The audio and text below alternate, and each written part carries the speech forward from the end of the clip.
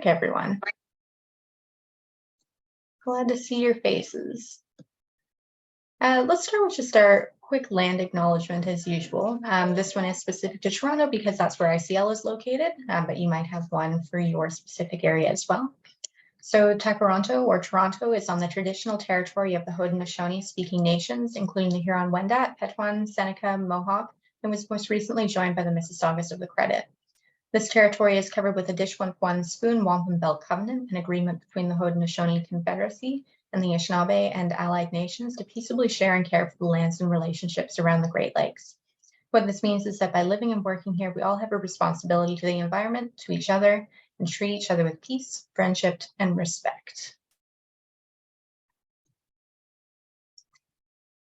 When we do our icebreaker just like in this big group, because I mean, there's not a whole lot of us here, so let's get to know each other. So for icebreaker, we want to know your name. For most people, I think it's on the screen. And show one object that brings you joy. So if you have something like kind of close by that you want to show us that brings you joy, I'm looking around like my desk to see if I can find something interesting. I don't see, oh no, you know what I have? I have my snack over here. I have my chocolate covered almonds. That brings me joy. My blurred screen is not showing, but I promise you they're chocolate covered almonds. They are not the healthiest snack, and yet they are the best snack. And so they bring me joy. Does anyone else have something around them that they'd like to show on the screen, or just tell us about it? You don't have to show it the way I did.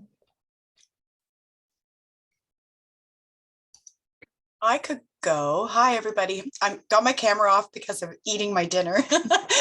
I have lots of little art pieces that my partner made for me. So I love having them just around me, and she's super creative. So they always bring me joy and inspire me. That's wonderful. Thank you for sharing that. Me? Okay. I have a balcony. And I live in an apartment, and I've been living here since 1996. And when I take photographs of my front yard, my friends ask me, are you living in a castle? There's so many trees, and it's such a beautiful front yard. You feel like you're in Jamaica. And I can't wait to get on my balcony. Oh, that's wonderful. Yeah, a balcony is a must-have if you're going to live in an apartment. You got to be able to get out and get some fresh air and have a nice view. Thank you. Anyone else want to share something with us that brings you joy? I can share something. Mm-hmm. So I've got this box next to me, and in it are these cards that were made by Menon, who's a Muslim artist, and they say making spirits bright. And I'm actually a Christian minister, but one of the things that we do is around holidays, we try to help our neighbors remember those who are inside the shelters. And so we did it at Christmas and Hanukkah, and it was a Love Thy Sheltered Neighbor project. And this is our first year doing it for Ramadan and Eid. And this brings me joy because we were able to give out gift cards to those who are feeling a little isolated and alone at Eid this year. And we're hoping to kind of keep going with that. So that gives me joy. And I'm Alexa. Very nice. I love that.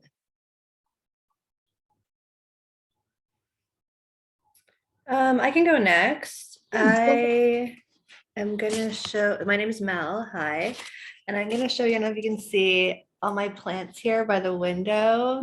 It's kind of like backlit, but anyway, I guess kind of similar to one of the other participants. I don't have a balcony, but definitely my plants and like nature bring me joy. Wonderful. Thank you. Also, my middle name is Joy. So I'm just like inherently joyful. You bring joy into the room.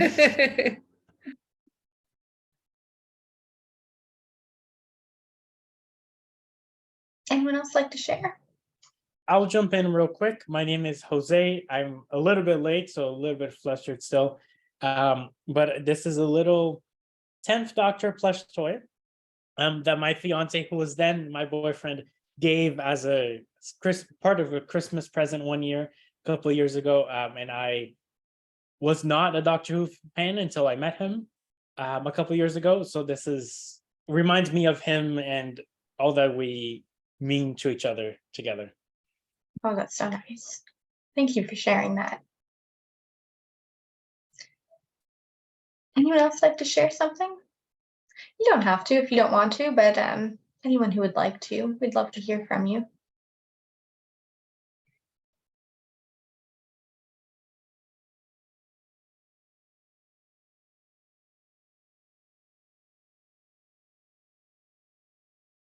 I see you just popped in, Christine. We're just doing a quick icebreaker all together instead of breaking out into groups. Just sharing an object that you might have around you or something that, just something that brings you joy.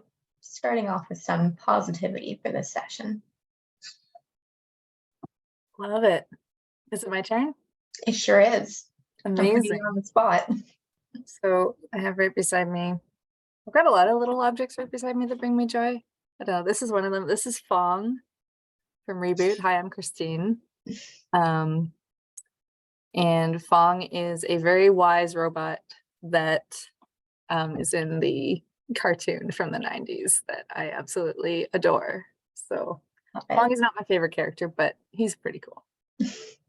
So it brings me joy to just look at little doodads. So thank you for sharing.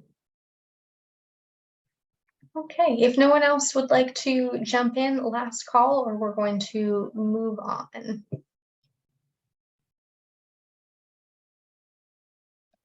All right. So let's talk a little bit about what we are going to do today. So this is our session on recruitment. So we're going to talk about what it means to hold teams together, why and how we build relationships, how to have an effective one-to-one meeting. And we're going to show you what a one-to-one meeting looks like, a recruitment one-to-one meeting. We'll do a bit of a demonstration for you. Then we'll have a break. And then like the previous weeks, we will go into some breakout groups. You'll have a chance to practice the skill on your own. And then we'll do some debrief and next steps. That's basically what we'll do today. So Amber, I don't know if we were going to launch an actual poll or if we just wanted to ask the group, how many of you have recruited someone before? And recruited can mean a lot of things. Have you brought someone into a campaign? Have you recruited a volunteer? Have you done hiring at your workplace? Anything at all? Has anyone? Yeah, I see a couple of nods. Yeah. Yeah, Mel has a thumbs up. So quite a few of us have done some recruitment. Does anyone want to share what kind of recruitment you did and what that was like?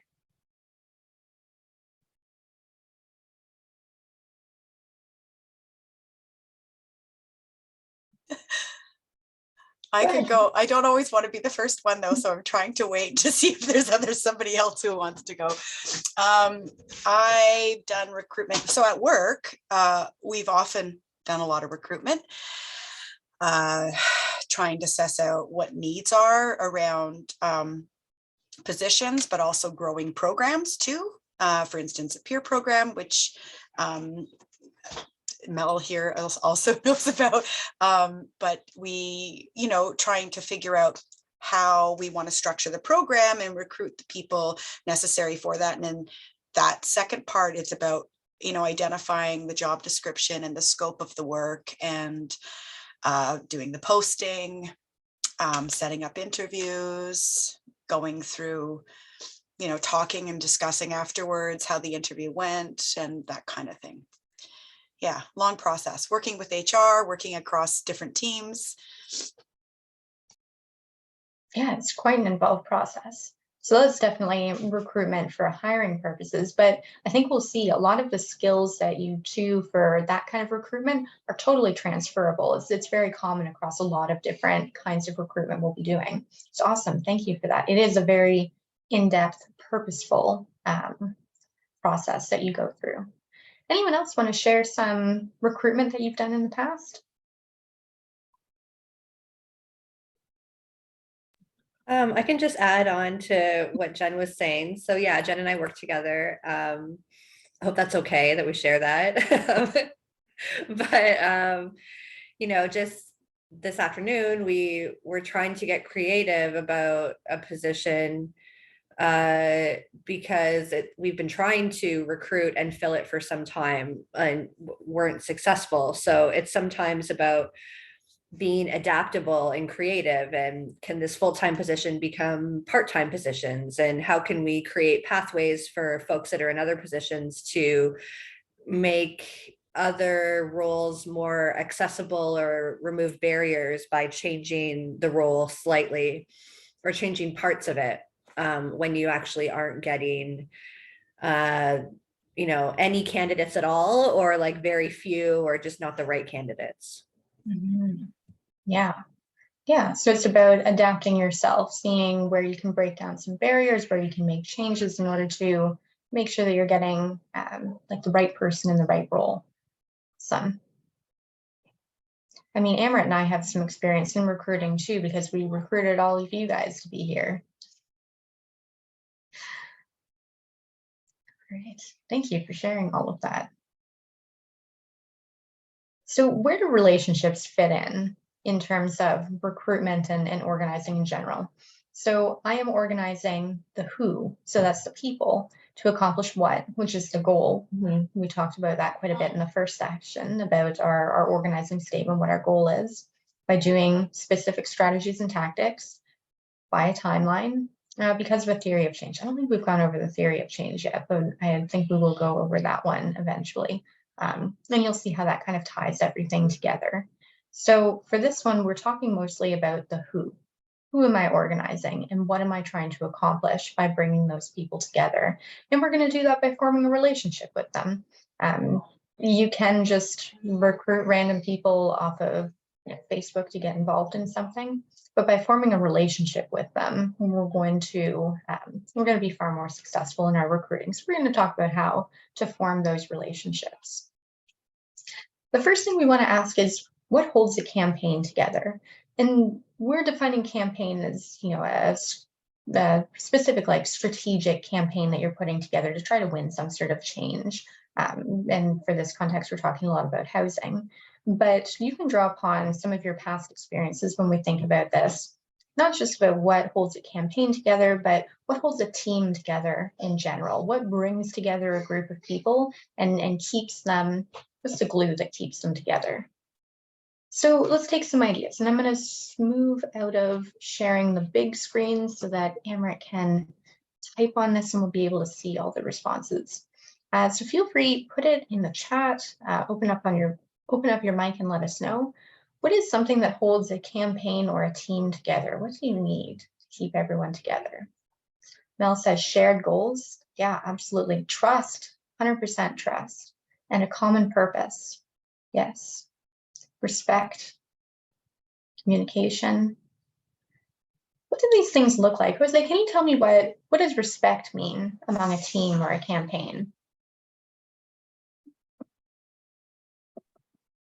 I was currently chewing when I wrote it, but for sure. I think for when I look at campaign, and for me, campaign means not just this team, but also like political campaigns that I've worked on. In respect means being able to understand that everyone is there with a shared goal, which means that their voices are to be listened to as a team, which is like the model that we saw during the first week.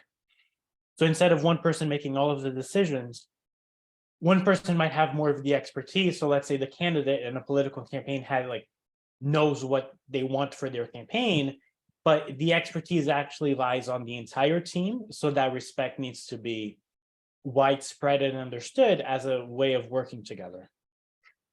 Absolutely. If you're going to bring together a group of people and ask them to do something for you, you have to show some respect to their ideas and their voices and make sure they're included. I see Jen also put appreciating varying viewpoints. That feels very much along the same kind of line too. Respecting that other people have different knowledge and expertise and things that they're bringing to the team. Approachable leaders. Absolutely. What does it look like when someone is approachable?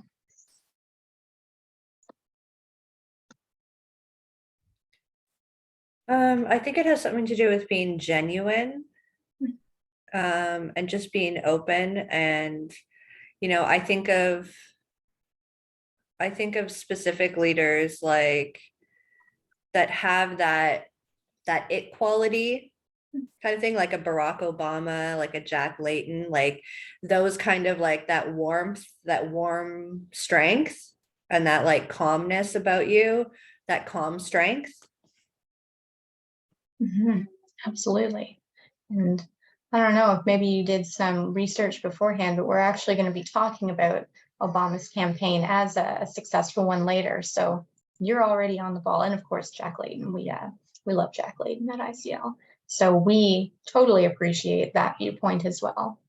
Okay, awesome. I think we've got quite a few up here: communication, shared values, common purpose. Yeah, all of these are really great.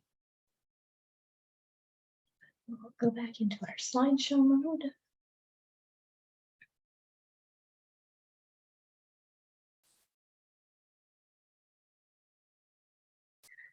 One thing that was not brought up on our little sticky notes there, but I think is a culmination of a lot of the things that we were talking about, is commitment between people and commitment towards the cause. So that's where the relationships come in, and that's where all of these other things that we were talking about come in. People tend to be committed if they feel as though they have a common purpose together, shared goals and shared values. Commitment also helps if if they have a really great leader, someone who feels approachable, someone who is respecting what they have to say, someone who is using their skills in a really great way, and someone who can inspire others to work towards the same common purpose. So commitment is really the glue that holds the whole campaign together. You need your people to be committed, or else the campaign will fall apart. Because if you're having meetings or you're having things that you need to work on for your campaign, door knocking, phone banking, whatever, you need your people to show up. If they don't, then your campaign is going to fall apart. And to skip to the next slide. So without that commitment, everything is going to fall apart. We're not going to be able to accomplish those shared goals. We're not going to be able to move towards that common purpose. So we really do need everyone to feel committed.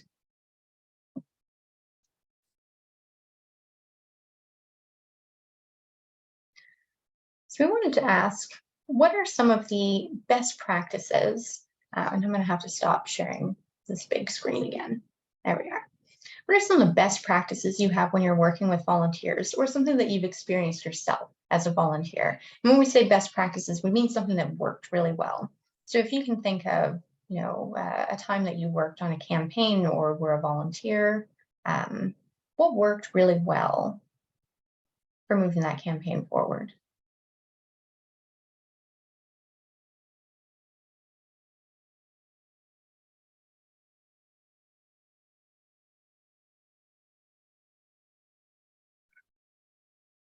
Learning from each other, affirmation and the right fit for the job, opportunity to give feedback, asking for their input. Should I assume you mean the leader or the person who is in charge of the volunteers asking for their input? No, asking the volunteers for their input in a strategic way, right? Like if you're doing a canvas, a door-to-door canvas, and it's like, okay, what do you think would be, we have to cover these areas. How do you think we want to cover them? And getting some strategic input so that there's commitment and buy-in, and they're showing their strengths and also using their strategic side. Absolutely, especially if your door knockers happen to be living in that area, right? They're going to have some insights that the candidate, just might not know as much. So using their strengths and skills and interests, asking their input, and using that in a very strategic way. Absolutely.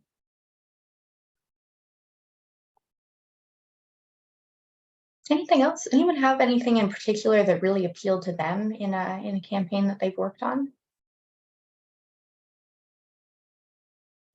I was involved in a campaign. Actually, my partner was running. And And whenever she was there, like, and like it was like this like fandom kind of like the volunteers that were out canvassing, just like if she would make an appearance and say like, thanks so much for coming out, they'd like all want to take selfies with her and stuff. So even just like the leader being there and being supportive and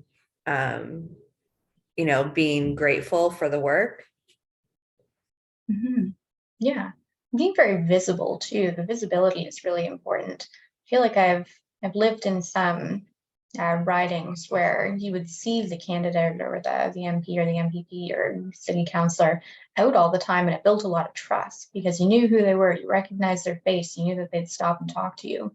But there were others that you just never even saw them, couldn't tell you what their name was. So the visibility definitely inspires some commitment. Feeling seen and appreciated for your work, yeah, that's really important, especially if they're not being paid, right? Like the rest of us in our full-time salary or hourly paid work, the reason you show up is to get paid. But volunteers, they're not getting paid, so you got to give them something else that's going to make it worth their while to show up. Feeling seen and appreciated is one of those things. Especially if the campaign loses. Yeah. Because I think How are we going to sometimes get them to come back the next year, the next election cycle if they lost? Yeah. All right, this is an excellent list. Let's talk about some of the problems. Have you ever experienced some problems when working as a volunteer or working organizing volunteers? What are some of the issues that come up when working on teams?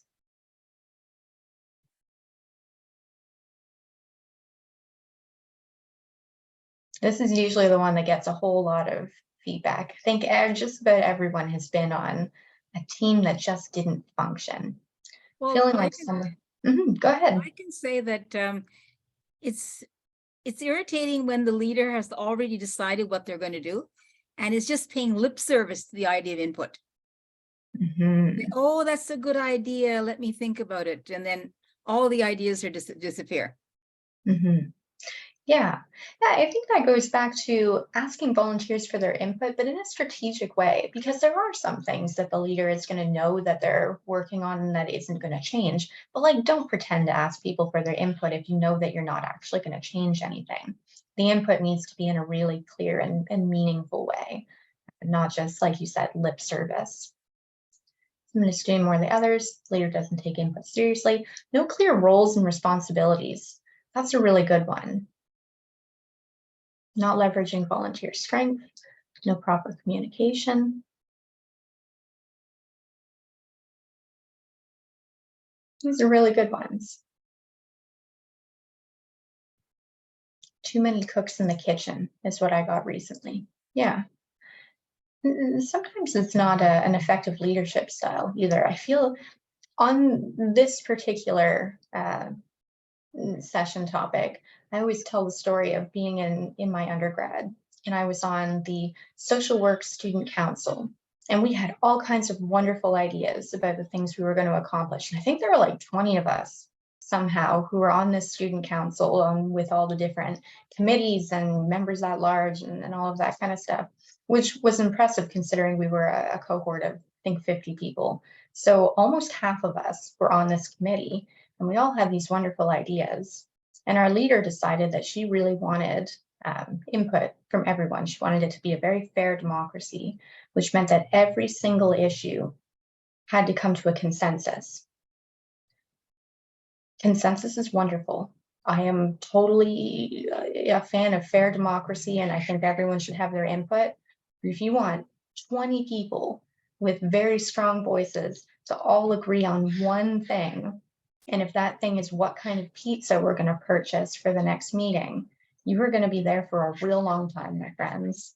This is not an effective way to run a meeting. So you need to have the right leadership style and the right way that you want to get input from people. Consensus is not always the right one, as much as that sounds really wonderful. Yeah, no one will be happy and nothing will get done. And that's exactly what happened.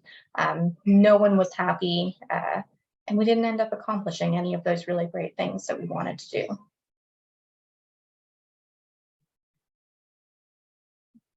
Anyone else have any input about that? A specific experience that you had or something you want to share about problems with volunteers or working on a team?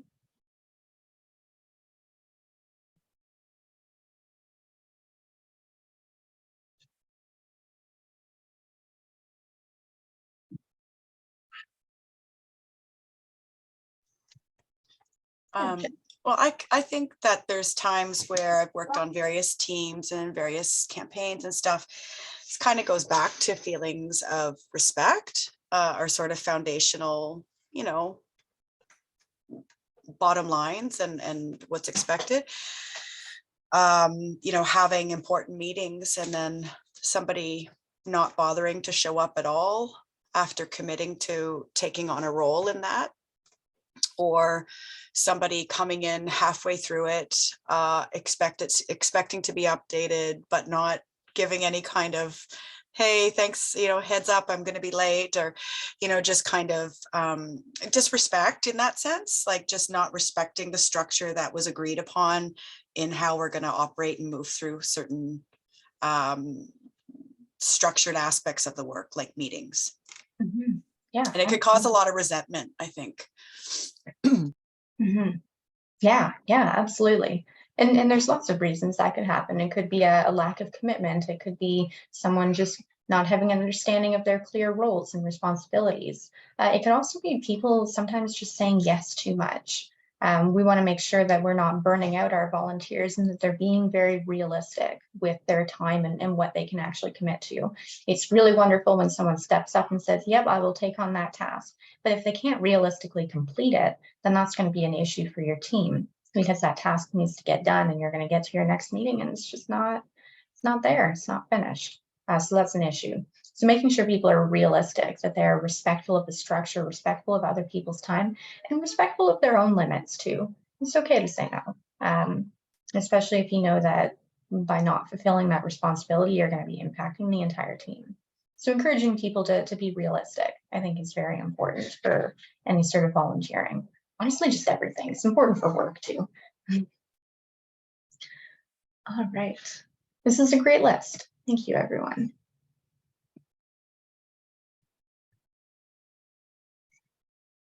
So what are relationships? There are all kinds of different relationships. The ones that we're talking about specifically are relationships with the people you're going to be recruiting, what those relationships are and what they're not. So relationships, and this, it starts to feel really repetitive, but it really just does mean that you're all very much on the right track when we talk about what is the thing that holds the campaign together, what is something that works really well with volunteers, what is something that's very important in fulfilling relationships with your recruits and your volunteers, and that is shared values. Absolutely, you have to have some shared values. You don't have to agree on absolutely everything. You don't need to, be a homogenous group of one type of person who's working on a common goal, but you do need to have some values in common, some things that are going to be conducive to working towards a shared goal together. You need to have diverse skills and resources. If everyone is good at the same thing, then it means that there's going to be a whole bunch of other things that aren't getting done. I mean, Amrit and I work fantastically together, but we have completely different backgrounds, completely different skills, and that's what helps. Because when I have something that I can't do, I know that she can. For the most part, we've got other team members too. It's not just Amrit and I running ICL, but there are diverse skills and resources that people have. Shared purpose. Everyone needs to know what it is that we're working on, and they have to be working towards the same goal.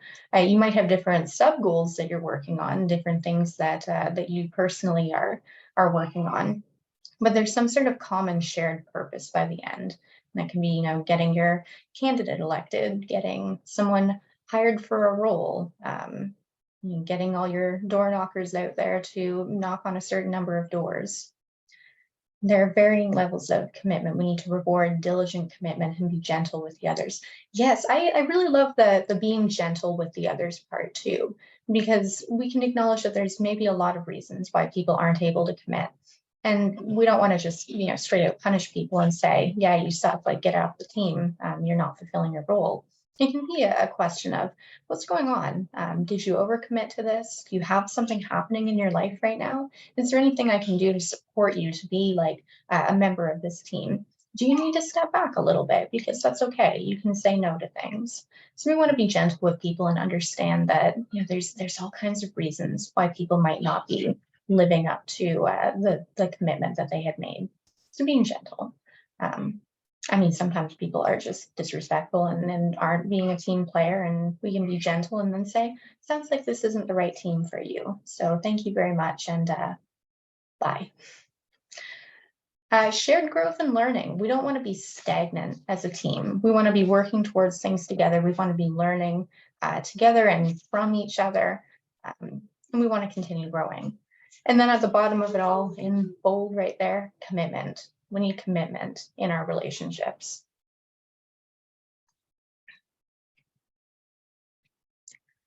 Why do relationships matter? I feel like this is one that we all kind of instinctually understand, but again, in the context of recruitment, why do relationships matter? Relationships build power. All on our own, there isn't much that any one of us can do. Even if you are a person who has a lot of power, if you're Justin Trudeau sitting at the top being the prime minister, he probably could do more than he's doing. He's not really doing very much. But all on his own, he still can't really do anything. You still need all the people under you to help you pass bills through. You have to, leverage the relationships that you have and the commitment that you have from people in order to be able to move forward with your goal, your purpose. So relationships build power. We can't do everything on our own. By working together, we have a lot more power. Form a constituency. So we talked about that before. A community is a group of people who have something in common, whether it's a geographic location or a particular demographic, something like that. A constituency is a group that has something in common and is actively working towards a shared goal. So you need to have a constituency, not just a community. And you want to launch a group or a team. Revitalize the constituency and move them to act. Sometimes our constituencies fall by the wayside because they didn't have a leader who was really moving them towards their goals. We want to revitalize them, move them to act. Then you do that by forming a relationship with them. Maybe you're a person who's already part of that community. Perhaps you're a new candidate who's coming into a particular award or riding, and you need to revitalize it a bit. You need to like Jen was saying, if everyone lost last year in the campaign or in the election, how are we going to revitalize that group of volunteers and get them back into action now that we've got a new election cycle? Expand your constituency and develop new leadership. These things go in cycles. People aren't going to always be the leader. We need to develop new leadership capacity. We need to continue moving people, I say like up the ladder, but it's kind of a sideways thing. But we need to move people into new leadership roles. We need to expand our constituency to build more power and more relationships. And here's our Obama. So we're talking about the reasons that the Obama 2028 volunteers returned in 2012. So Obama had a very successful campaign. He did very well, and he used a very similar model to what we used. And these are the reasons why his volunteers returned after 2008, and they came back in 2012. And that top reason right up there, 87% of those volunteers came back because they built meaningful relationships with their team members. They were there because they were committed to each other and to the relationships that they had. I built new relationships with volunteers that will continue. So there was a lasting impact, a lasting sense of community and constituency that happened here. Respect, that one comes up too. My organizer treated me with respect. I felt welcomed and included. I don't think that came up so much, but I think that that's kind of implied when we talk about,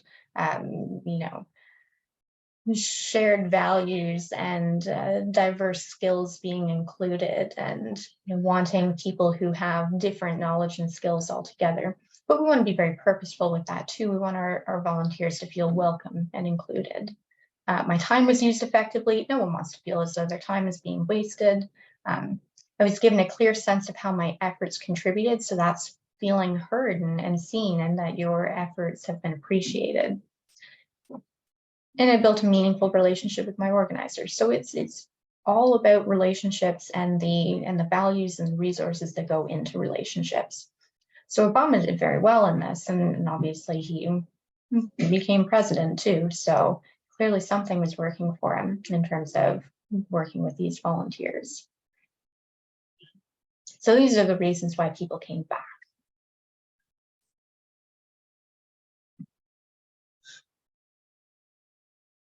Light detour, relationships and organizing. So how do we build relationships in terms of organizing them? Because these are not just regular relationships. We're not, meeting someone in a coffee shop and striking up a conversation and becoming friends. We still want to have those basic things in the relationship, like respect and understanding, appreciating people, feeling welcomed and included. But it's a bit different with volunteers. So how do we build those relationships? We have one-to-ones, we have house meetings, we have organizational meetings and team meetings. The one that we're going to focus on the most today is the one-to-ones, because that's the basis of it. That's the meat and potatoes of building a relationship with your volunteers. All of these other ones come a bit later, and they're also important. But as the leader, as the organizer, you need to have relationships with your people. And the one-to-ones is really how that happens first. So why are one-to-ones so important? And when I say one-to-ones, I mean like your organizer and your volunteer, the two people together, that's your one-to-one. So people make commitments to each other. We'll talk about this again eventually, and when we talk about awareness campaigns and stuff, right? People don't commit to an idea, they don't commit to facts, they commit to each other. So just knowing that this campaign or this thing that we're working on is important isn't enough to get people to commit to actually taking action on it. You need to have a relationship. So people make commitments to each other. It's stronger than committing to an idea or a task. They create new working relationships as well. You need to know what your people's strengths and resources are in order to have a good working relationship with them. One-to-ones will help with that. Opens access to new networks. So if I talk to one person and they tell me about their strengths and their resources and their skills and all of the things that they have, I'm going to learn something about them. And I'm going to learn what kind of networks that they have access to as well. I mean, that's exactly how you get people involved in things. The reason that I'm here with ICL is because I talked to Amrit about something like 4 years ago, and she recruited me into becoming a facilitator, and now I'm a lead instructor. So these are working relationships that really build upon networks. And even from there too, now I have access to the whole other ICL team for the things that I'm working on, and the same is reverse as well. There's people that I've brought into ICL, different campaigns that I've worked on with ICL and with other people in my network, other organizations that I'm a part of, and it's been really great. That's how you open up access to other networks. And it provides a foundation for really collective engagement. So like we said, this is the one-to-one. We're building a relationship between just two people, but it builds a foundation for collective engagement. So once we get to those other meetings we're talking about later, the house meetings, the team meetings and stuff, you already have that relationship with each person. And now you can build a collective relationship among everyone.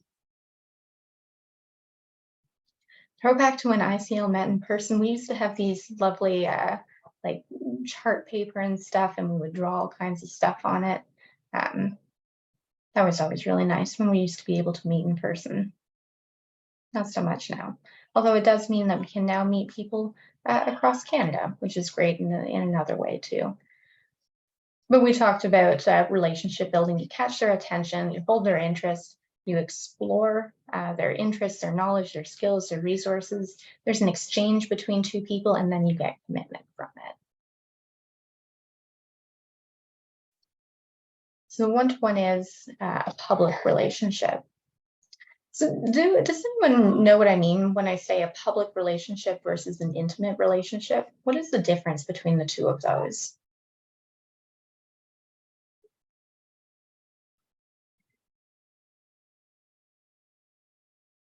Jen, I saw you nodding your head, so I'm going to single you out. What do I mean when I say the difference between a public relationship and an intimate relationship? like is like a professional boundary. You're working on a specific goal and a specific thing or a task. So it's like a working relationship type of thing. Yeah. Yeah, and an intimate relationship is private. That's something you're not going to tell absolutely everyone every detail about your relationship. But a one-to-one is in public. It's a working relationship, as you said. Yeah. One-to-one is probing, but it's not prying. So we talked about that a little bit last week in terms of the public narrative, right? The difference in coaching between probing for some questions and prying people for information that perhaps they're not ready to give. So if someone seems as though they're like a little bit, no, I don't want to talk about that, we're going to leave it alone. We're probing for information on them. We want to know about their interests and their knowledge and their skills and their network, but we don't want to make them feel as though we're trying to access intimate parts of their life that they don't really want to share in a public relationship. It's purposeful. When you're talking to someone in a one-to-one, you have an agenda. You're trying to do something. You want to recruit them to be a part of your cause. So it's purposeful, not just free-flowing chit chat. It's scheduled, not accidental. So, I mean, sometimes you run into people and you end up talking to them, but generally you want their attention. You want their full undivided attention. You want this to be a really purposeful conversation. So you want to schedule it. Even if I just run into someone, I'm like, hey, I have got a great idea for you and I want you to be a part of this. Can we schedule a time to sit down and talk? Because I think this is going to be really great for you. So it's purposeful. And it's about commitments to specific actions, not vague commitments to unspecific actions. We'll talk about that as well. I'm not going to go too deep into that one right now. So recruitment, our purpose for recruitment is to turn prospects into regular volunteers. And we want to connect, explore, and commit.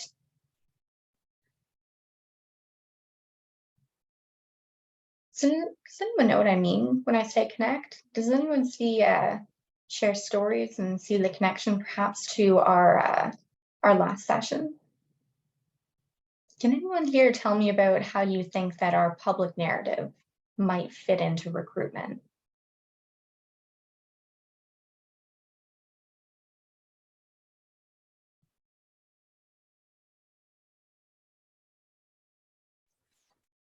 It's the first thing of connecting over the story, the why and how, and you know what you're passionate about, and that sparks something in them or it doesn't, and that's kind of how the next part of the conversation unfolds.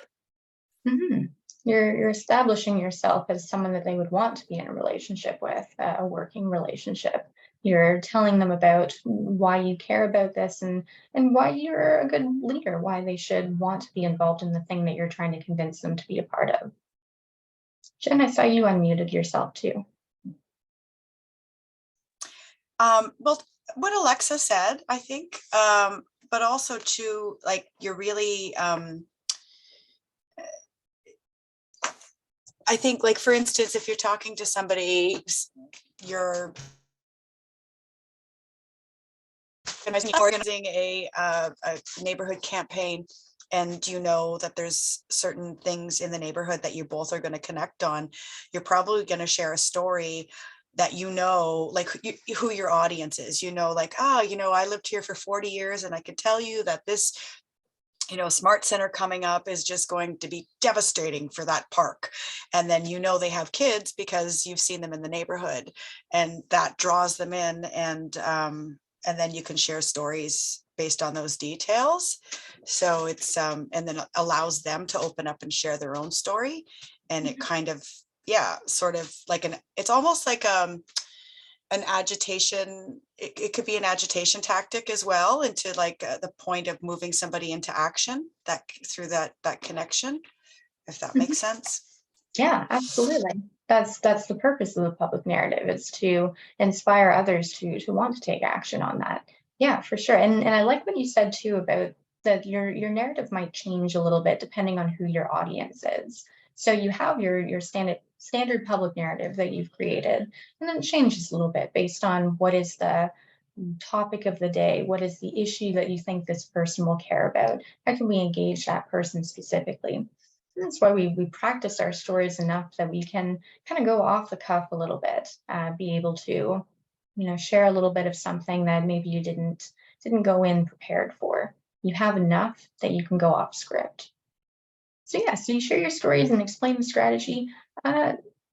And by exploring with each other too, you can find out the other person's interests and resources, because that's important in the relationship too. We talked a lot about that when we were talking about what's the glue that holds something together. It's commitment, it's shared values, it's diverse resources, diverse skills.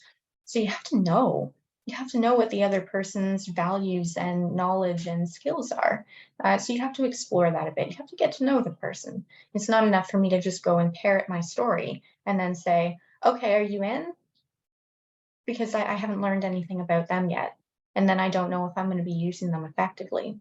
For me, for example, if someone recruited me to their campaign and didn't get to know anything about me and tried to get me to be a door knocker, that'd be a bad time. I'm not a very good door knocker. Or phone banking. I have phone anxiety. I don't want to do that. So they're not going to get much commitment from me because those are not skills that I have and they're not something I'm interested in doing.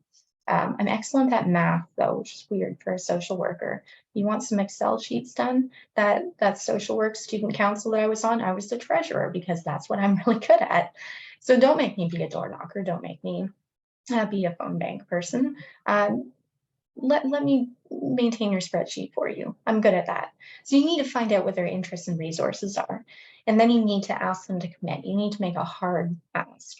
When we say a hard ask, we mean like a good, hard, specific ask. I think Dawn did that in her story, and I know she did that with her group, where she talks about, she tells her whole story, and then she says, and I want you to sign this petition right now.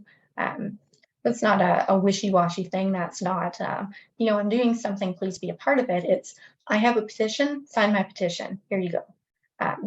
It might not always be a petition, but make a hard ask for something. Know what you're going to ask for when you go in, and be very direct about the ask that you're making. Maintenance. It's no good to just form a relationship and then never speak to the person again. You need to nurture the relationship and coach each other into finding solutions. So addressing issues, debriefing, troubleshooting, and planning, and reconfirming commitment and acknowledging successes. So this is what we talked about before for the bad experiences people had as volunteers. If it's not working out, you need to talk to people, figure out what's going wrong, and come up with a solution together. An escalation. Ask team members to take on more responsibility. Olivia did this wonderfully with me. Amber recruited me as a facilitator. We started working together on different campaigns that we wanted to do, different trainings that we were running. And Olivia noticed this and said, hey, you seem like you like ICL. You seem like you have some good organizational skills. I would like you to come out to our alumni association meeting. It is whatever day it was, in November, I think. It's like 4 years ago. I don't remember the date, but she told me the date. She told me, come to my house. We're having an alumni association meeting. Here's the address and the time that you should come here. Yeah, October something. It's the same time every year. And I want you to run for chair. I'm going to make sure that someone nominates you. I'd like you to run. And that was very clear. She noticed something and she decided to escalate my responsibility. I don't want you to just be a partner anymore. I want you to come in and be a leader. And I did end up serving as chair of the Alumni Association for a year. And then got involved more as a lead instructor. So that's escalation. And then part of that is celebrating. It's saying, I've acknowledged that you have these really great skills and we want you to be a part of more things. And frame it in a way that shows them they're already doing the job. I mean, that's what Olivia did for me too. She said, you're already talking to all of these people. You're already getting involved in these committees. Come and just be a leader and lay out the responsibilities and next steps. I will say, I don't think she did that. She roped me in and then she told me what the responsibilities were. I don't think I would have said yes if I had known exactly what everything would have entailed. So she was being sneaky, but generally speaking, you would clearly lay out, what am I asking you to commit to? And what are the next steps? So that the person can realistically decide whether or not that's something they can commit to. Maybe they can't. Maybe they have all the skills and resources to be a wonderful leader, but they don't have the time. And so you need to let them know, these are the responsibilities, this is what I need from you, and be really specific so they know what they're committing to. Why is building relationships scary? I don't know, is it? Does anyone here find it scary to build relationships? What is it that intimidates you? Because I see we've made an assumption here. We assume that everyone thinks building relationships is scary. I think it's fine as long as you don't make me talk on the phone, then it's scary. Everyone here is totally comfortable with building relationships? I think it depends. I mean, you have to define relationships. If you're in authentic relationships, they can be really, really life-giving, really nurturing. I think everything is relational, and we're in relationship all the time, whether we're verbally in relationship or, you know, in relationship on the subway with everybody, in physical relationship. Like you're always communicating. But I think what's scary about it is when it's not, when that person doesn't see you or you don't see them, so they're going to ask me to do something that I don't really want to do. I'm going to feel guilt. I'm going to feel burden. I'm going to feel shame. I'm going to feel, you know, obligated. I'm going to feel like those kinds of things are, I think, what you might be hinting at when you put this guy with his arms up, is like, don't give me that. That doesn't feel like authentic relationship for me. Authentic relationship is a give and take. You know, when my volunteer is sick or has a big life commitment, I back off and I support. And, you know, it kind of, I guess that's what I get from that image, and that question mark is define relationship. And if it's authentic, then it's not so scary. Because it's going to let me be. If I'm an introvert, it's going to let me be an introvert. If I'm an extrovert, it's going to give me some space for that too. Absolutely. So they're scary if they're inauthentic, but if you're just truly building relationships with people, they can be very fulfilling and nurturing. Absolutely. Jose, I can see you opened your mic.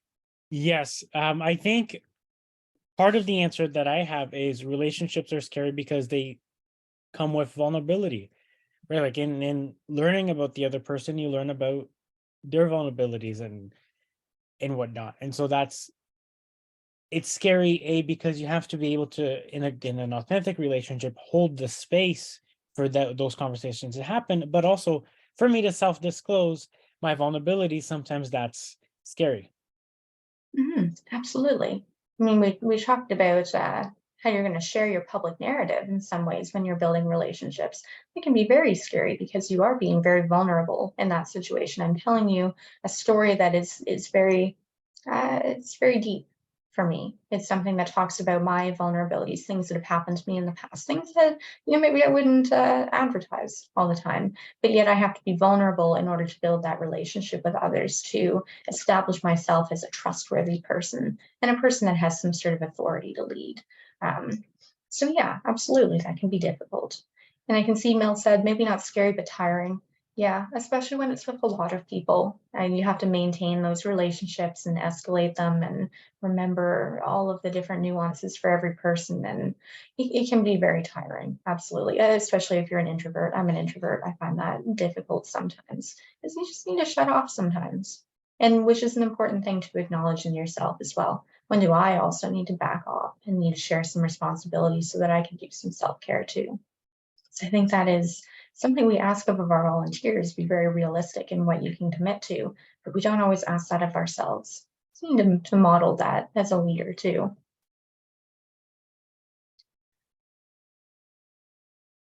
So recruitment meetings, we talked about this. The purpose is to turn prospects into regular volunteers. So we've identified a person who would potentially be very good at something that we need help with. And we want to make them into a regular volunteer, not a one-time volunteer, a regular one who's going to return, who's going to commit, who's going to come back and share their resources and knowledge. And the key elements are to connect on your shared values, explore interests and resources, and commit to taking action together. So breaking that down a little bit more, connecting on shared values, making an introduction and connecting, giving context and purpose, and emphasizing common values. These are all things that we emphasized talking about in your public narrative. So it gives an introduction to who you are, it connects with your audience, It gives context and helps them understand your purpose for why you care about a particular issue, and it emphasizes common values that you might have. So this is also why it needs to change a little bit depending on who your audience is, because their values might be a little bit different. Exploring their interests and resources. So you want to understand the other person's interests and resources. You want to find out what their motivation is. Why do they also care about this issue? They now know why I care about this issue because I shared it in my public narrative. Now I need to know why it matters to them. And again, checking their time availability, because you don't want to ask people to overcommit. That's a really great way to burn out your volunteers and have them drop out. We want to make sure we're being very realistic in what we're asking them to do.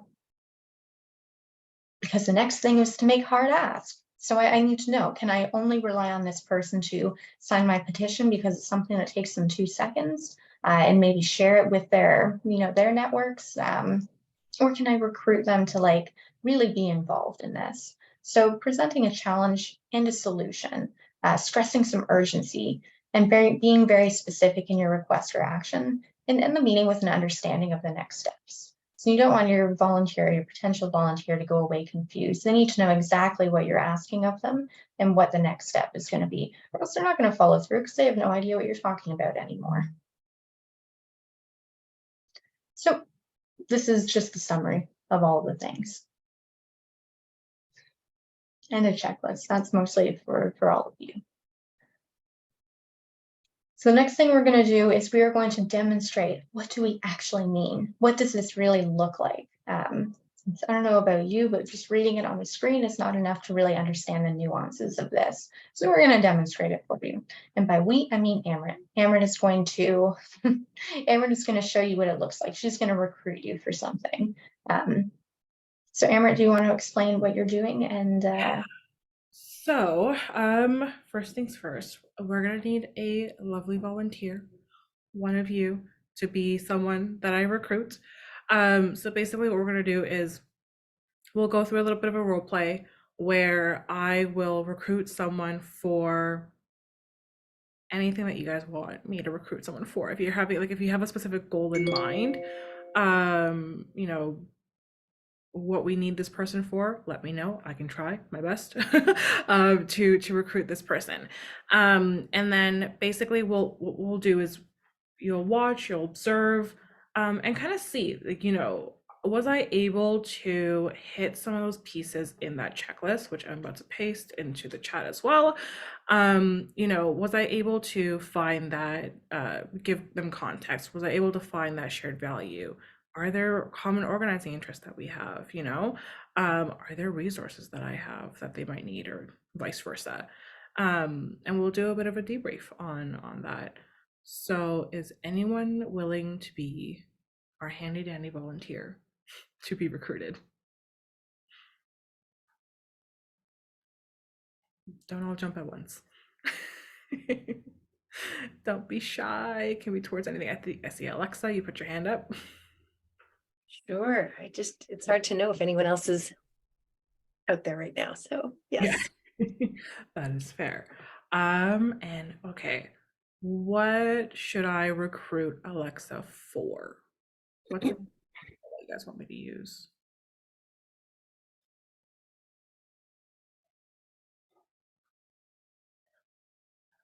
Anything. It could be come to an event. It could be come volunteer. Is it door knocking? Are we doing canvassing, like phone canvassing? What do you need most right now? Canvassing. Okay, I see Jen in the chat. You put in canvassing. Okay, so are we canvassing for a specific campaign in mind? If you can just elaborate, just so I know what the context is, so I know what I'm recruiting Alexa for. Oh Lord, okay. Of course. Okay. Y'all are killing me. Okay, canvassing for a mayor who puts housing first. That I will do without endorsing someone in particular, because I can't do that technically. I'm trying to keep myself legally fine and safe. Okay, so mayoral election. Cool.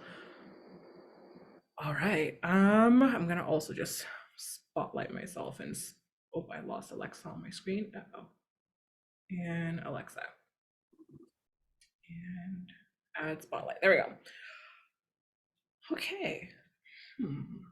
So we'll put the context that is that maybe you and I, Alexa, we are at a coffee shop. We met, let's just say we met through ICL. And we are at a coffee shop, and you know, we made the decision to meet up at Timmy's at like College and Spadina, and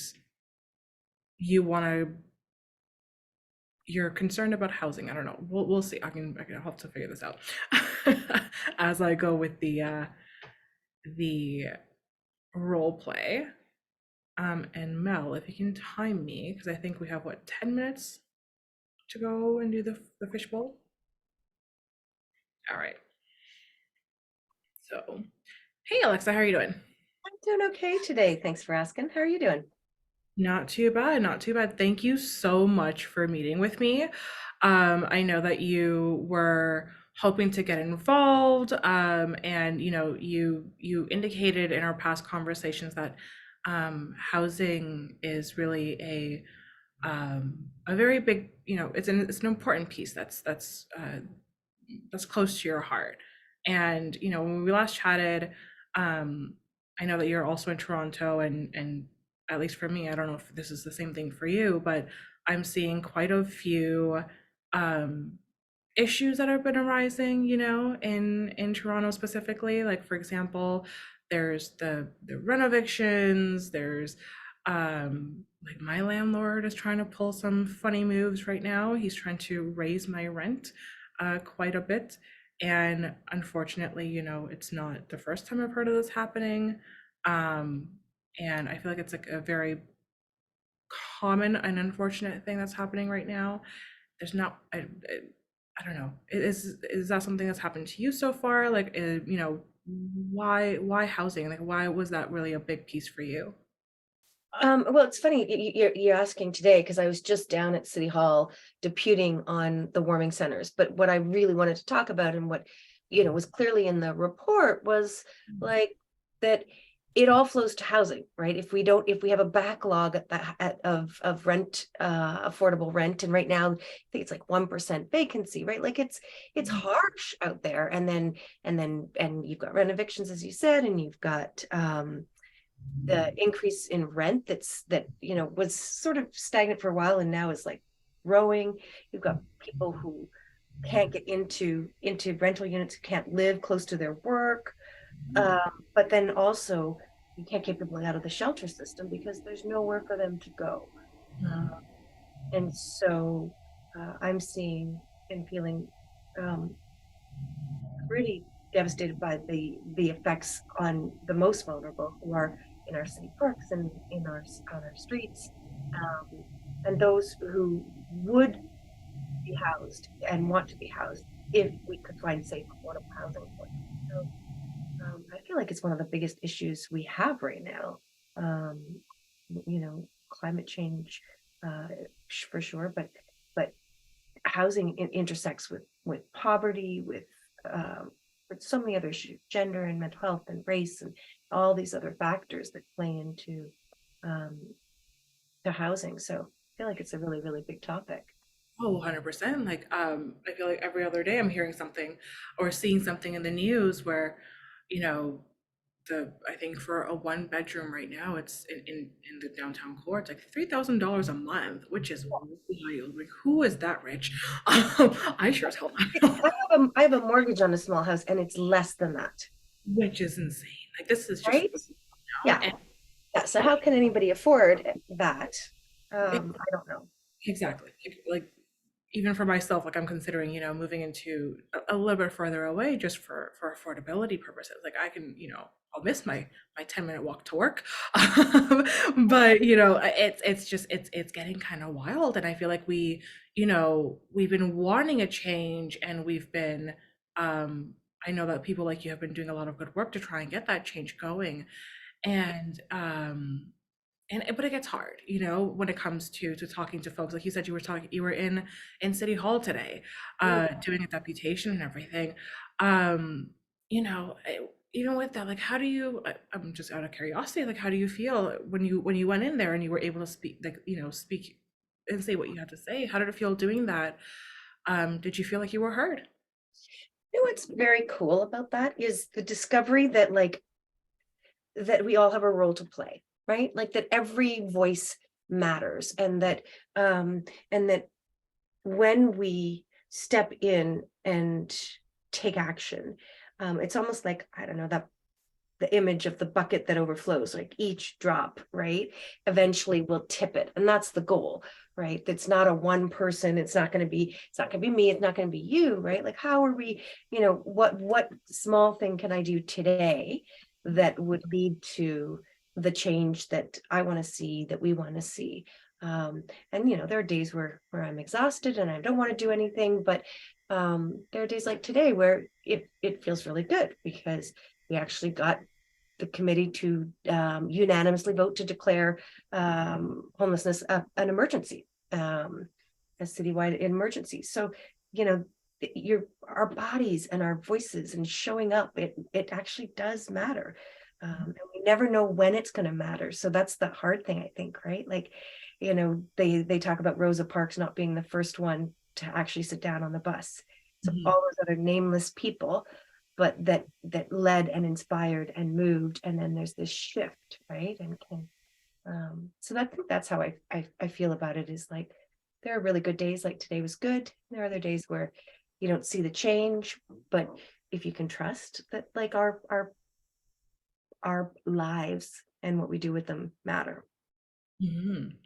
Oh, 100%. Like, I feel like once you get that real kind of commitment and that bond, and it seems like you think you're one of those folks that you're comfortable speaking with others, you're comfortable kind of, you know, taking that lead and really being that person to be that voice, you know, for some of the others who may not have the opportunity to do that.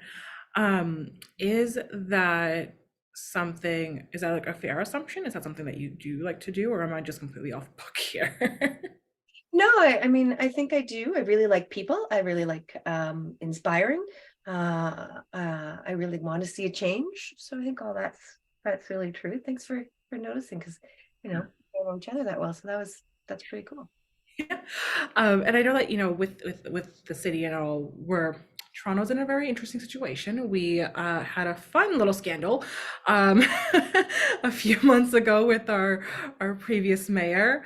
And right now I feel like it's a very opportune time to really make our voices heard. You know, like we're Torontonians. At least I'm like right smack in the middle of downtown core. I don't know how far you are in Toronto or the GTA, but I feel like right now it would be like I don't know, I just see like it would be really cool to kind of talk to my neighbors and seeing if that's you know, I've been doing that a little bit of just like talking to my neighbors, the folks that are in my building, to see if, like, what are their thoughts on voting, and what are their thoughts on like who our next candidate could be, or who our next mayor could be.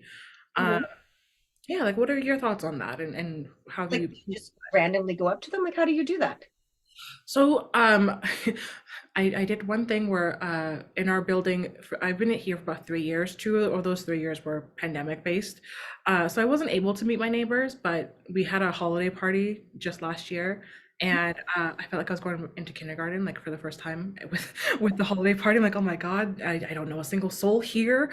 And I was able to make 2 friends in my building.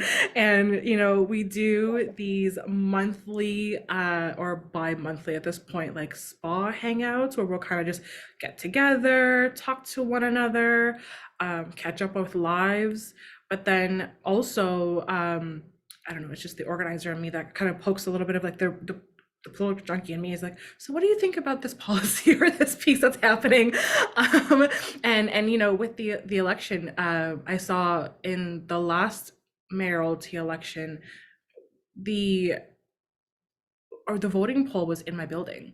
It was downstairs on the second floor, very easy and accessible for us, but there was barely anyone there. And so I kind of talked to them like, hey, like how, like, did you vote? why didn't you vote? Because it turned out that they didn't vote. And we kind of had this really cool, holistic kind of moment of, you know, why they didn't vote, what would need to be like need to happen for them to go and vote, like the importance of it. Because at the end of the day, you know, who we elect is we're their boss, you know. At the end of the day, we're the ones that you know, we vote them in and we can very well vote them out. Um, But you but know, like it matters, like if we can actually mobilize people to do that, right? Like how do you, you know, if your whole building is not voting, then it's hard to vote them in and vote them out. Somebody else is doing that. exactly. So with that, like, you know, we came up with a little bit, a bit of a plan. Like, let's talk to our neighbors on our floor, even, you know, Mhm. just to get those guys up and running. This is it's a tall building. It's 30 some odd floors. I can't get to all 30 some odd, but I can get to my floor, you know, and the other two can get to their floor. So we've been kind of doing a little bit of work like that. And I'm curious, would you be interested in maybe doing that, or even like bringing like 2 or 3 friends into this little spa hang that we have, and maybe get to know what like whether they do vote, what we can do, especially as the election's coming around, and housing is a key piece. I know, Melanie, my time is up. I just got the note. We can cut it off here too. You know what? That would be super cool. I can think of a few people that I would really like to get kind of more activated, and I would really like to learn, like, how do you talk to neighbors on your street? Because I think that would be something that I could do kind of easily when I'm out with my kids or just going to like a store. Like I have a whole block that, you know, I would love to learn more how to like just talk to them more Oh, about. that's awesome. Okay, well, how about we do this? I don't know if you're into this. Typically, what we end up doing is like, you know, once a month we'll kind of meet up, and we'll meet up on like on an evening that works really best for everybody.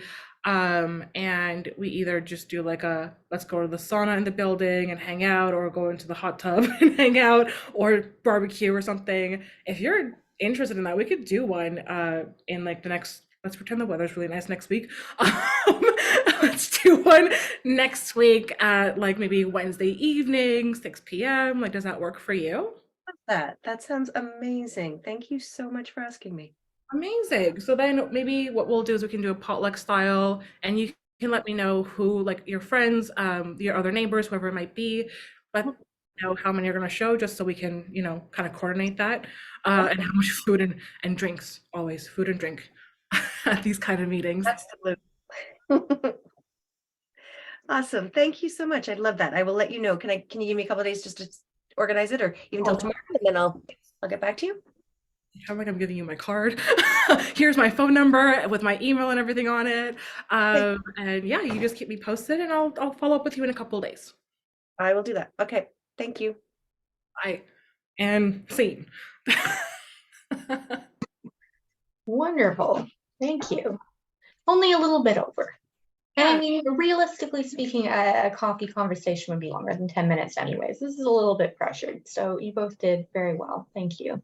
I'm going to go back to sharing my screen. Sorry, I realized like halfway through that I was still screen sharing. It's like, I swear I hit stop screen sharing, but I did not. Anyways, so audience participation. What values and resources were uncovered during that conversation? What did we find out about these people?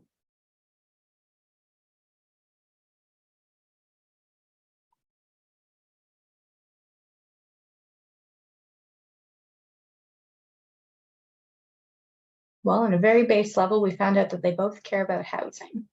That's something that's shared value. They know that this is a timely issue. It's specific to Toronto, but it's a larger issue, and we have a chance to act on it now because there's an election coming up. What kind of stuff did they explore? What did they learn about each other?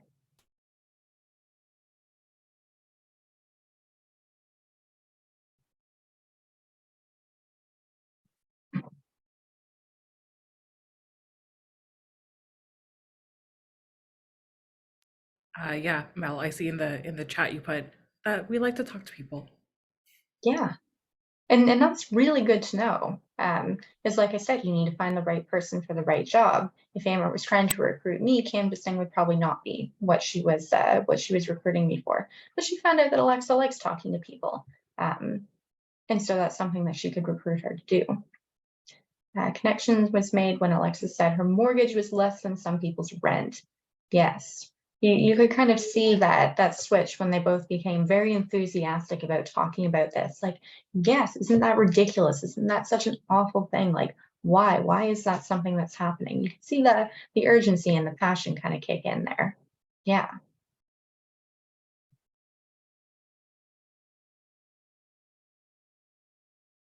I think there was one other point when I saw a very, very clear connection being made. I don't know if anyone else picked up on it. Did anything else stand out to anyone? And Alexa, this can be you too, if you noticed something or you wanted to give feedback about what you were experiencing.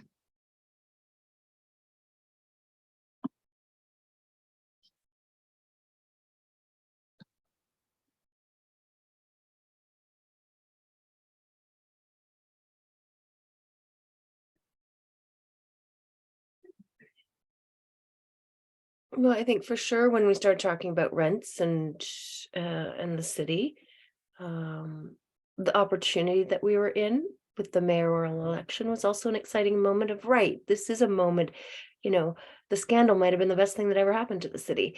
Like, and the invitation, right? Like, to be, yeah, to have to meet a new person that might be of interest, maybe a new friend, a new relationship, a new connection, but also a new learning, right?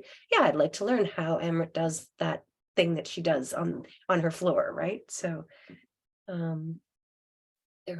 were things. I think a big piece of it is, well, actually canvassing is not my thing, right? But like the one-to-one, I do like talking to people. There were lots in there that I was like, oh, that sounds really interesting. And I would get something out of that. There's a reciprocal piece that's important, right? Of finding the right fit for your volunteer.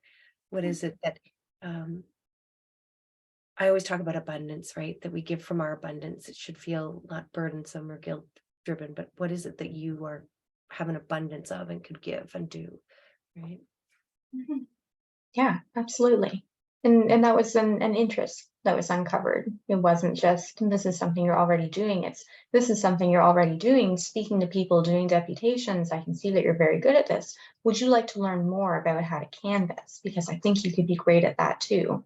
And then finding out that, yes, that is in fact something that you're interested in. That's great. That's a really good connection, a really good finding a resource there. And he says there was a natural flow of conversation. And yeah, that's really important too. I know for phone banking in particular, often you're given like a script to start with, and that's great. Having something there to reference, knowing where you're starting and what you're going to ask of people is 100% a solid strategy. But you need to be able to go off script a bit, know what you're doing well enough to be able to talk to a person in a very natural way. Because just getting a canned script isn't a great way to make a connection.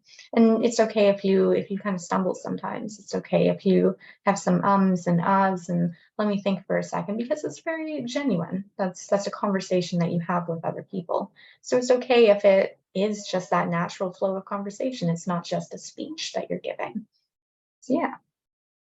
And then the ask that was made at the end. Did Amrit make a good, strong, hard ask? Yeah, I think so. She very clearly said, like, this is when we're going to be meeting. This is what we're going to be doing. I mean, the only thing that she could have done a little bit differently is instead of giving her card to Alexa, she could have taken Alexa's card and said, I'm going to follow up with you on this date. But that's really it. And obviously, there seemed like there was a relationship already established. It already gone out for coffee. They probably have some form of communication anyways. So I think it was a very good ask. All right, I think now is time for our break, if I remember correctly. Yeah, our body break, and then we can do the recap and after. Yeah, we just don't have the body break in there. Great, okay. I will stop screen sharing for the moment then, and we'll take about 5 minutes and then we'll come back.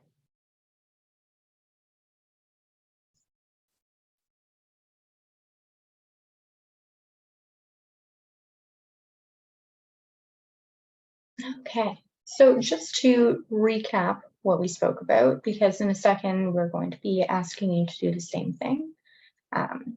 In your recruitment meetings, you want to connect, explore, and then commit. And we do want to emphasize the connecting is the part that's going to take the longest, because that's where you really build the relationship, and that's the core of the one-to-one, is you're connecting, and then you're going to explore, find out what it is that they're really good at or what they're interested in, and then you ask them to commit. And the commitment is going to be the shortest part, unless they're like really resistant to it, and then you might have to spend a bit longer on it. We haven't done a resisting participant in a while though. So we commit to people before we commit to an action. Spend most of your time connecting and listening. So you'll notice too, like Amber didn't actually speak a whole lot in that meeting. She really gave Alexa space to talk and to share about herself. So that's part of what we'll be doing too. You want to spend most of your time connecting and listening. So crafting some stories, find your values and your hopes. That's again what Amrit did with Alexa. You know, the scandal at the mayor's office might be the best thing that happened to us, because now we have a chance to elect someone better who's going to care about housing. Wonderful. We help each other find the courage to act now. We move from isolation to solidarity. So building a meaningful connection, we build a relationship so we can act together. And every recruitment meeting is unique because every person is unique. So it's not going to look the same for anyone that you work with. So now that we're going to be going into your recruitment meeting, think about what you don't know about the person you're meeting. And it probably won't be much because we're all, you know, brand new to each other. But what do you hope to learn from them? Set a goal for your hard ask, but be open to asking for a different commitment depending on what interests and resources they share with you. So think about the campaign you're working on. Honestly, these role plays work the best when they have like at least a little bit of a grain of truth to them. So we don't want to pick something that's totally theoretical. Think of something that you are working on, or maybe you were working on the past, or that you'd like to work on in the future. Set your goal for what you want your hard ask to be. And then be open to understanding that maybe the person's not going to be able to commit to the thing you're asking for, but explore their interests and connect with them enough that you'll be able to find the thing that is hopeful, or the thing that they can commit to. Oh, there's the body break. We put it in the wrong order. All right. So we are going to ask you to practice your one-to-ones. We're going to be putting you into a breakout session. It is not going to be 31 minutes. It's going to be 22 minutes because we're a bit of a smaller group. And we were able to spend a bit more time talking and connecting with each other during the lecture instead. So I hope no one is upset that we're bringing it down from 31 minutes. So appoint a timekeeper the same way that Amrit and I did. I put 10 minutes on the clock for her and let her know when the time was up. Participant 1 is going to do the connect, explore, and hard ask. You're going to debrief, and then participant 2 is going to do the same, and then participant 3. So everyone should have a chance to do the recruitment and be recruited. And you can do that in whatever order you feel like doing. And then participant 3 will take on the role that I kind of did, which was going through the debrief together. Okay.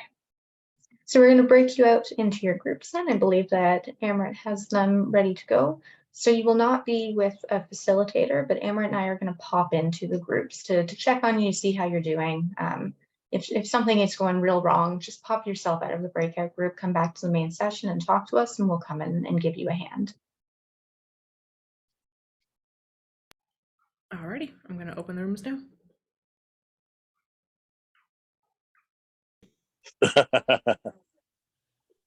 All right, welcome back, everyone.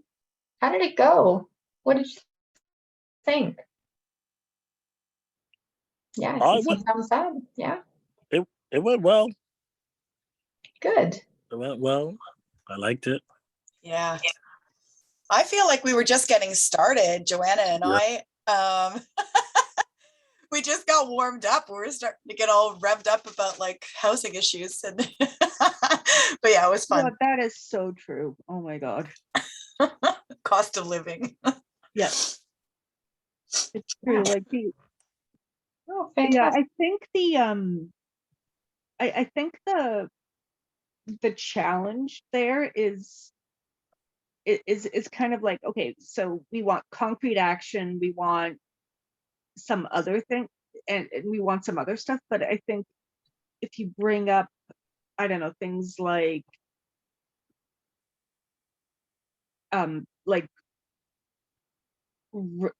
rent rollbacks. Like I'm kind of scared that it'll scare people away, but Mhm. but it's very much like a mindset thing as well, right? So it's Yeah. sorry, I'm half coherent right now, so I'll just yeah. No worries. It's the end of the day. I think we're all in the same boat at this point. But no, that's absolutely right. Sometimes these conversations are uncomfortable, and being able to make a very hard, specific commitment can be tough if you're not sure how the person is going to react to it. Yeah, absolutely. Which leads us very nicely into our last kind of activity here, which is what was the easiest thing and what was the hardest? Connecting on shared values, exchanging the interests and resources, or securing that specific commitment. I'm sorry if you can hear my child in the background. It's bedtime. She doesn't like bedtime.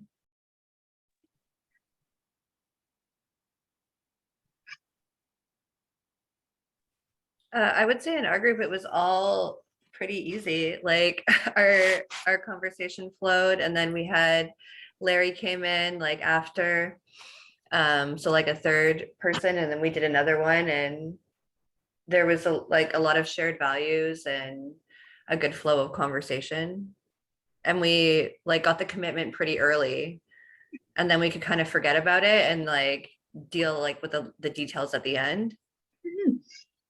Excellent. I mean, that's pretty ideal, isn't it? If you just meet the person and you instantly connect, which I mean is pretty. I think it's more likely to happen here because we're all here because we care about housing issues. It'd be really kind of strange if you got into your recruitment meeting and were like, "Do you care about housing issues?" And they said, "No, not at all." Like, what? We've all got something in common already. Yeah, Jen. Just because Joanna and I never got quite a chance to debrief after we flipped a little bit. But I'm just kind of reflecting a little now after Joanna made a little comment around like some of the specifics in my ask. And I think it just kind of dawned on me. Sometimes it's in a short time, in a short kind of boxed in time frame. I found that the challenge was a little bit like gauging how enthusiastic to be or how much of a hard ask you can ask and how much you can push, like a little bit like that. It's and I think if you have a bit more time to explore those things, it might not be quite as challenging, but if that makes sense. Yeah, absolutely.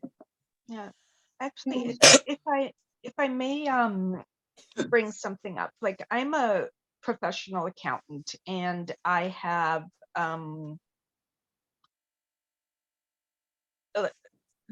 had the opportunity to kind of walk in the world of like when you're talking about like business people, and like it's really hard to kind of sit like for example, when I was on the Yukon Housing Board, having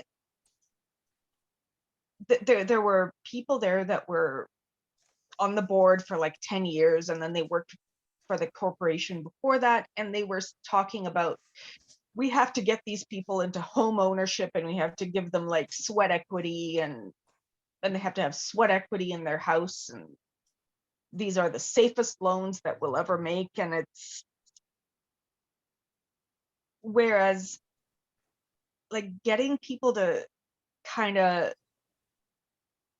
see beyond that, and how they're almost like arguing against their own self-interest, right? Like for example, like in also in like when I worked for government, I kind of hung out with the union a little bit, and I noticed that like CRA and the Department of Finance, they were like,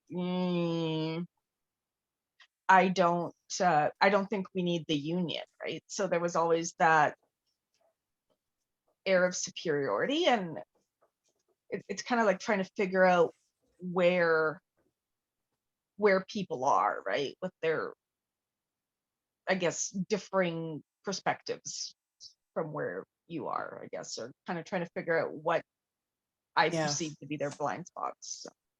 Yeah, absolutely. And that's why we spend most of our time doing the connecting and the sharing interests rather than, the hard ask. And why we have to be a bit flexible. Because you're right, not everyone is going to have the same vision. It's also why I think someone mentioned it right early on, having a visionary leader can be really helpful because they can help people move beyond the kind of ideas that they're stuck in. Thank you for bringing that up. I think that was really important. We are at 2 minutes over time, though, so I want to be very conscious of people's times. If you're able to stay for a second, no worries. If you have to leave, that's totally fine as well. Because like I said, we're a couple minutes over. But if you would like to stay and share with us, what was your key learning in the training? What really stood out to you as being very helpful? Open up your mic or put it in the chat, whatever feels more comfortable for you.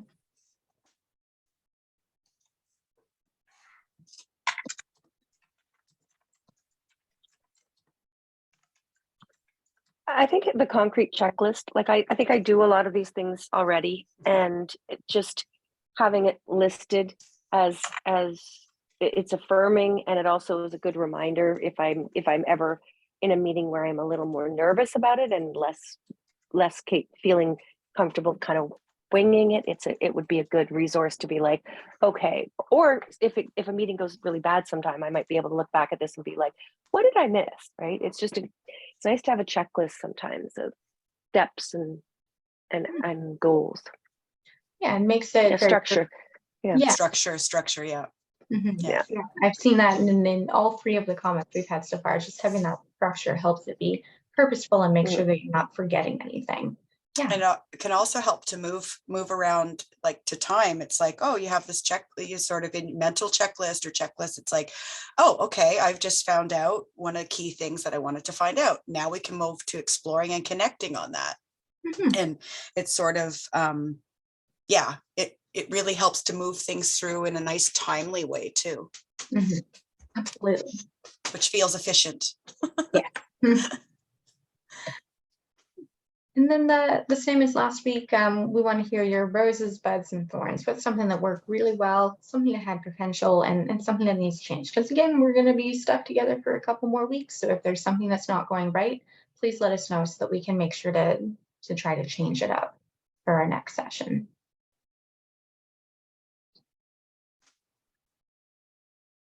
I think the structure, the PowerPoint is really helpful. It kind of moves us along nicely.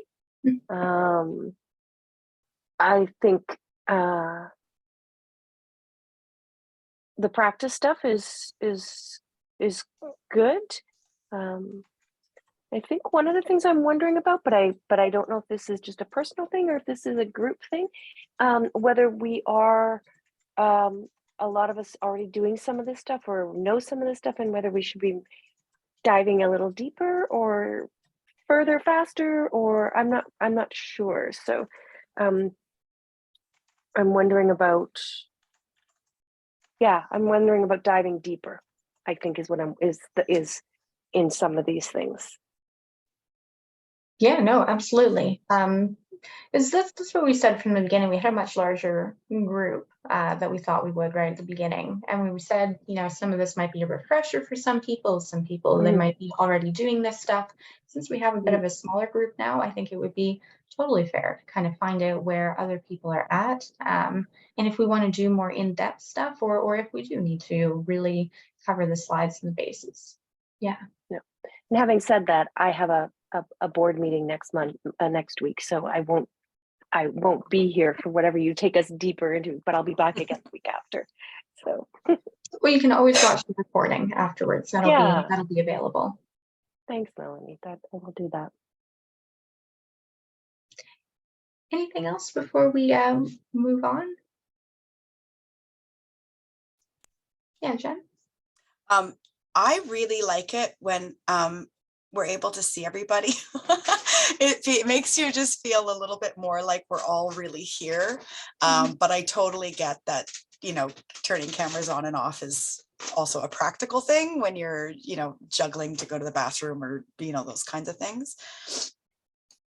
Yeah, I agree, especially when we start like having the small group activities together, right? It's much easier to connect with people if you can see their faces. So absolutely, we understand some people have circumstances that they just can't turn their camera on, and that's okay. But if you can, we would love to see your faces going forward. All right. So we'll introduce our next session. We'll be talking about strategies. And Imran, I think this is one of the ones that Rob is going to join us for, right? Yes, he'll be back next week. Excellent.